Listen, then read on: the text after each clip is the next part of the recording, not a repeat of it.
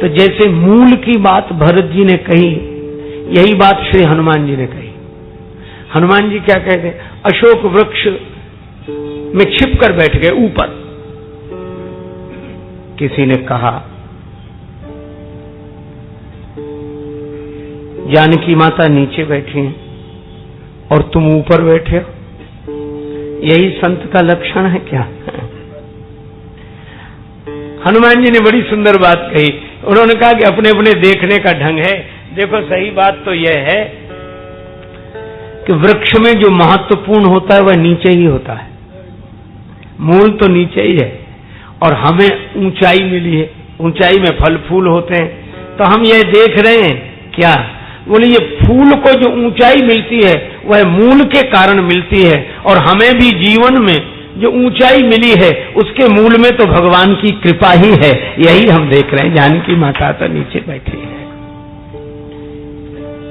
और यही बात श्री हनुमान जी जब जानकी माता के सामने गए तो बड़े छोटे से, और बोले माता निश्चिंत रहो, कुछ दिन में भगवान आएंगे और आपको ले जाएंगे, और उनके साथ कई वानर रहेंगे, हम सब लोग रहेंगे।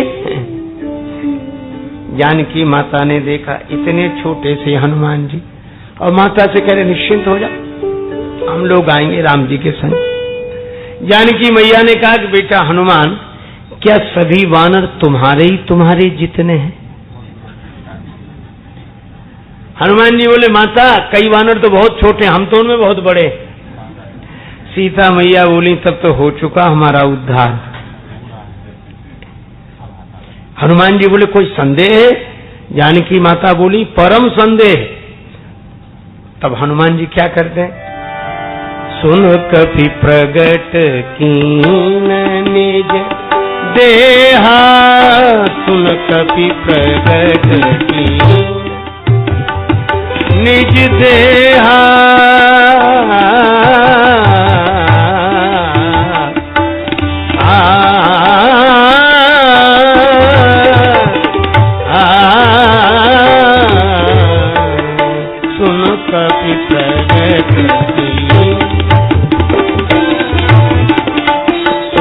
कपि प्रगट कीन सीता मन भरोस तब भयउ,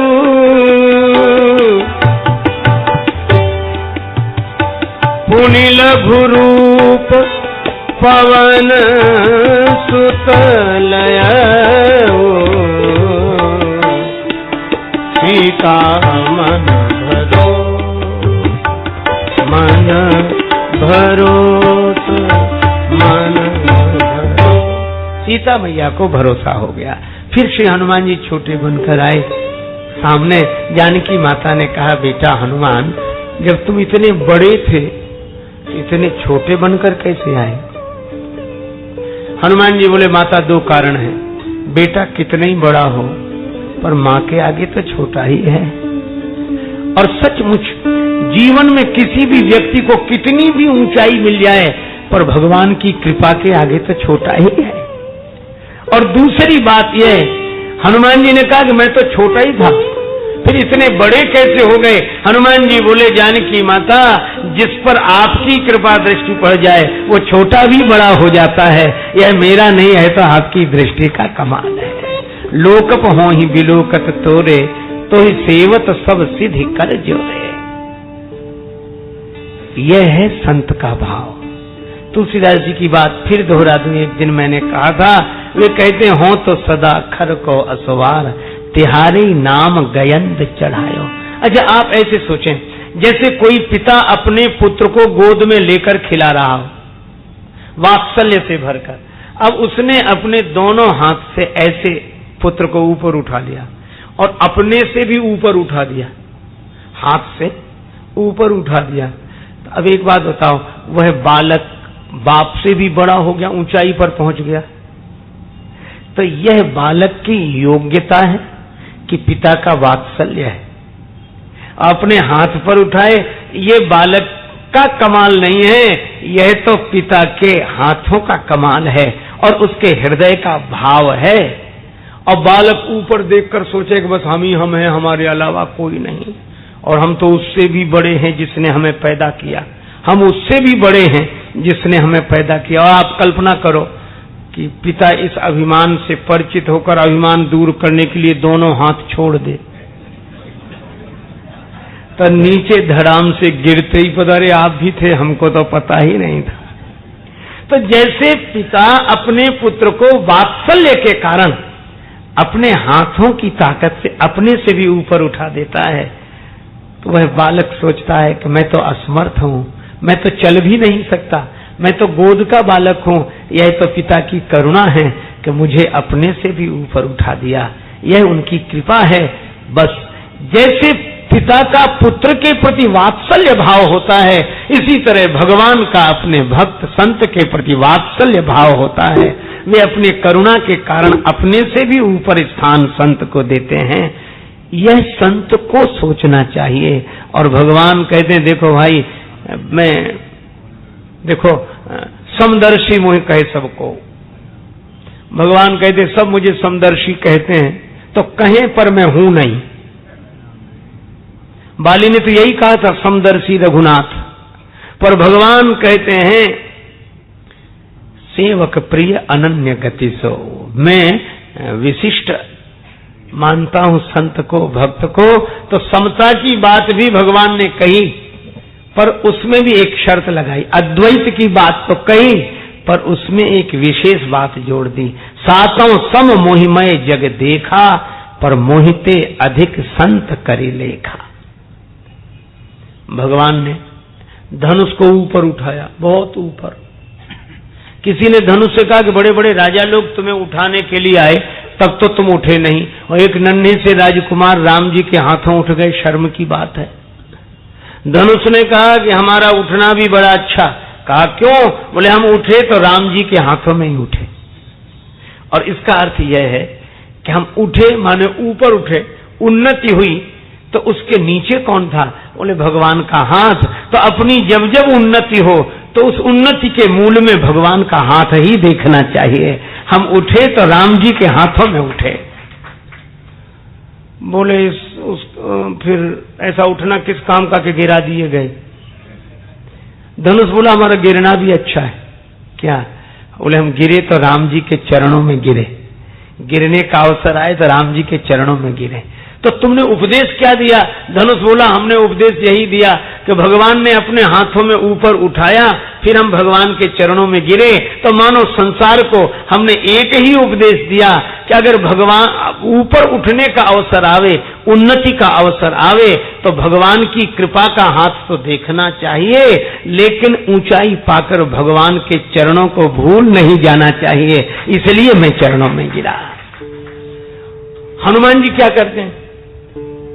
जब पहाड़ पर नहीं थे तब तो भगवान का एक बार स्मरण कर लेते थे, पर सिंधु तीर एक भूधर सुंदर कौतुक कूद चढ़े उता ऊपर, तो ऊपर चढ़ने के बाद बार बार रघुवीर संभाले। जब ऊंचाई मिले तो भगवान का बार बार स्मरण, बार बार, क्योंकि यह प्रभु की कृपा ही है। तो उस वात्सल्य भाव के कारण भगवान कहते हैं कि सब में मुझको देखना, पर संत को मुझसे अधिक देखना, मोहिते अधिक संत करी देखा। अच्छा, अब दूसरे पक्ष पर विचार करें। सचमुच संत की महिमा भगवंत से अधिक है। किस अर्थ में? देखो, श्री भरत जी ने चित्रकूट की सभा में कहा, प्रभु मेरे जैसा कोई पापी नहीं, मैं बड़ा पापी हूं, बहुत बड़ा पापी हूं। और भगवान क्या बोले? तीन काल त्रिभुवन मत मोरे, पुण्य सिलोक तात तर तोरे, तीन काल त्रिभुवन मत मोरे, मत मोरे,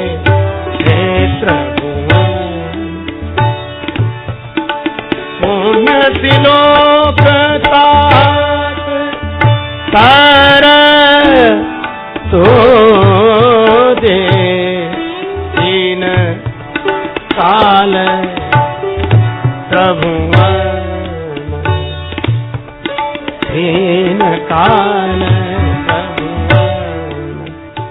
भगवान की बात सुनो, वे कहते हैं तीनों कालों में तीनों लोकों में भरत तुम्हारे जैसा कोई पुण्यात्मा नहीं।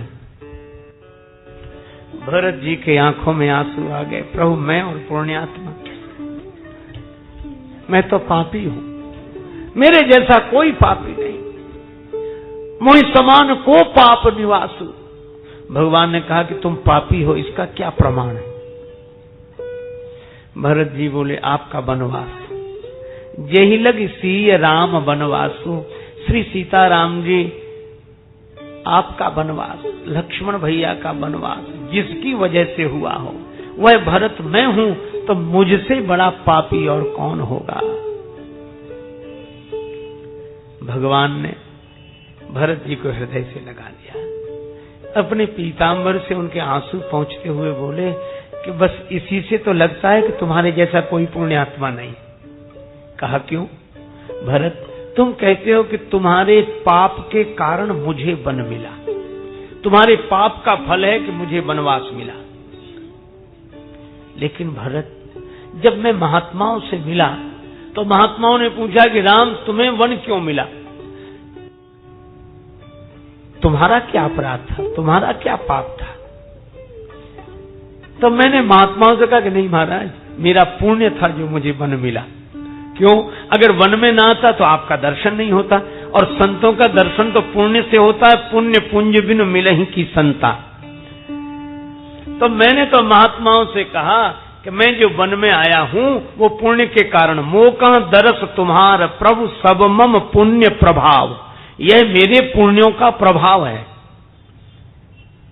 भगवान बोले तो मुझे तो ये लगा कि मेरे पुण्य के कारण मुझे वन मिला, और तुम कहते हो कि तुम्हारे पाप के कारण मुझे वन मिला। तब एक बात तो सिद्ध हो गई, क्या? कि जो काम मेरे पुण्य से हुआ वह काम तुम्हारे पाप से हो गया। मेरे पुण्य से मुझे वन मिला और तुम्हारे पाप से मुझे वन मिला।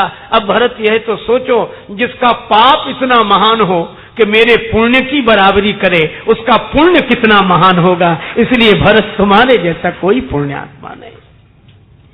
तीन काल त्रिभुवन मत मोरे, पुण्य से लोक तात तर तोरे। और भगवान ने कहा कि भरत तुम्हारी महिमा तो इतनी है कि तुम कुटिल हो नहीं, पर फिर भी कोई तुम्हें धोखे से कुटिल समझ ले। उर आनत तुम पर कुटिलाई, लोक जाई पर लोक नसाई। उसका लोक नष्ट होगा, परलोक नष्ट होगा भरत, जो तुम्हें कुटिल समझेगा। और जब भगवान श्री राम ने यह बात कही, सभा में बैठे हुए लोगों के आंसू आ गए, और दो बड़े दुखी थे, एक तो निखादराज, दूसरे श्री लक्ष्मण जी। निखादराज ने भी कहा था, जो पे जिए न होत कुटिलाई, जो पे जिए न होत तो कतलीन संग कटकाई, जो पे जिए न।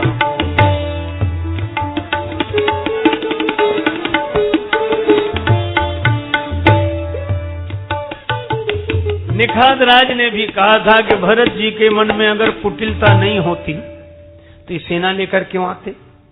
और लक्ष्मण जी ने भी वही कहा, कुटिल कुबंधु कुअवसरता की, जाने राम बनवास एकाकी, राम बनवास श्री राम बनवास, राम बनवास। लक्ष्मण जी ने भी भरत जी को कुटिल कहा, निखादराज ने भी श्री भरत जी को कुटिल समझा। आज इन दोनों के आंखों से आंसू बहने लगे। ब्रह्मवाक्य है, भगवान ने कह दिया, लोक जाई परलोक नसाई। वशिष्ठ जी ने राम जी से कहा कि ये संत का अपराध हो गया, भागवत अपराध हो गया, धोखे से कुटिल समझ लिया, तो इन लोगों का लोक परलोक नष्ट हो गया तो बनेगा कैसे? जिन्होंने भरत जी को कुटिल समझ लिया, केवल श्री लक्ष्मण और श्री निखादराज ही नहीं, एक भरतकर सम्मत कहां ही, तो इनके लोक परलोक नष्ट हो गए तो बनेंगे कैसे? मानो गुरुदेव वशिष्ठ ये पूछना चाहते हैं राम जी से, पर राम जी ने गुरुदेव से तो नहीं भरत जी से कहा कि भरत जी ने कहा कि हाँ प्रभु, गुरुदेव जो कह रहे हैं मैं भी वही पूछ रहा हूं। भगवान ने कहा तो सुनो, एक ही उपाय, केवल एक उपाय, मिटियहि पाप प्रपंच सब, अखिल अमंगल भार, और जो लोक परलोक नष्ट हो गए वे बन जाएंगे लोक सुजस, परलोक सुख। भगवान आपका नाम लेने से, भगवान बोले मेरा नाम नहीं लेने से, भरत तुम्हारा नाम लेने से, सुमिरत नाम तुम्हारा, जो तुम्हारा नाम स्मरण करेंगे, जो तुम्हारा भक्ति पूर्वक स्मरण करेंगे, उनका लोक और परलोक दोनों बन जाएगा।